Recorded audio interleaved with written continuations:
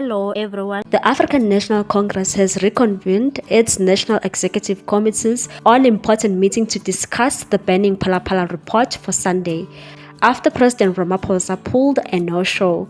This comes after the News 24 reported that Ramaphosa has taken advice not to step down.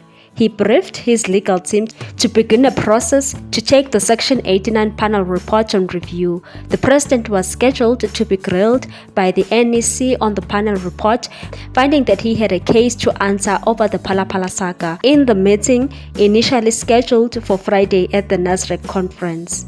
The NEC members, especially those expecting his head on plate, including former President Thabo Mbeki, were reportedly not pleased that Ramaphosa gave the meeting a miss.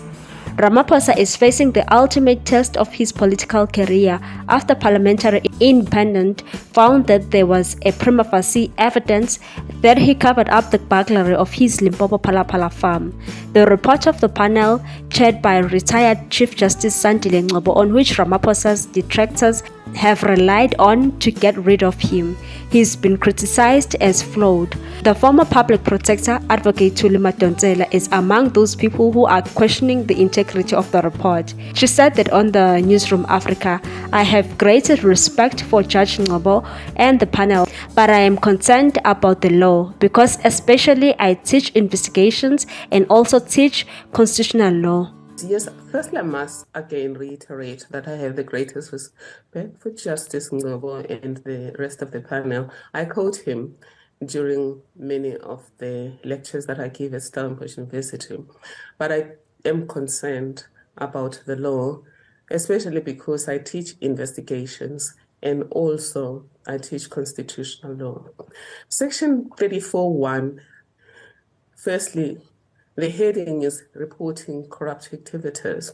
Then it says any person who holds a position of authority and who knows or ought reasonably to have known or suspected that any other person has committed an offense under Part 1, 2, etc., etc.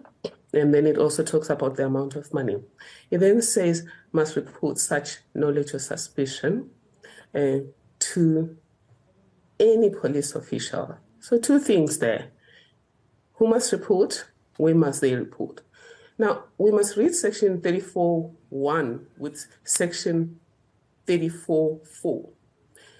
It gives us 10 categories of people that must report. In government, it must be the Director General, that is Section 4(1)(a). Section 34(4)(a). It gives you the Director General or head or equivalent officer of a national provincial department, and then C, any public officer in the senior management service of a public body. Then it gives you all kinds of people, but these are all people who are in charge of institutions, such as somebody who's in charge of a bank, tertiary institution, a partner, chief executive officer. All of these people are people in charge of institutions. If you are in doubt, you have to read this section together with the objectives of the Act. So the first objective is to provide for the strengthening of measures to prevent and combat corruption and corrupt activities. Then it says a whole lot of things. Regarding Section 34(1), it says to place a duty on certain persons holding a position of authority to report certain corrupt transactions. So it's very clear that you're talking about transactions in these institutions. Do you think Cyril Ramaphosa doesn't have a case to answer, or he has a case to answer? Share your views on this one. Thanks for watching. Please subscribe for more news.